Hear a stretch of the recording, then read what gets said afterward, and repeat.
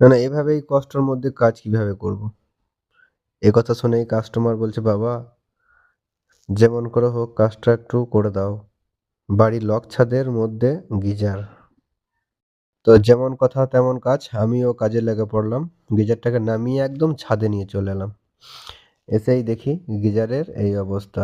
গিজারের যে হিটার যে এলিমেন্টগুলো থাকে, হিটিং এলিমেন্টগুলো, সেই এলিমেন্টগুলো পুড়ে গেছে। আর হ্যাঁ, একটা কথা আপনাদেরকে বলতে ভুলে গেছি। এই গিজারটার বয়স 15 থেকে 20 বছর। আমি কাস্টমারের মুখ থেকে শুনেই অবাক। তো এটার মেন প্রবলেম, সমস্ত পার্টস পুড়ে গিয়েছে। এই প্রথম 15-20 বছর পর এই গিজারের পার্টস খারাপ হয়েছে এবং এটা ফার্স্ট সার্ভিস হচ্ছে।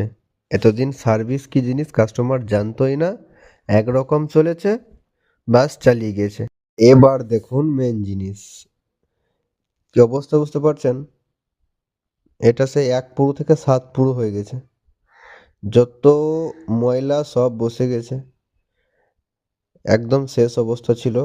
প্রচুর কষ্ট হয়েছে পুরোটা আমার পরিষ্কার করতে।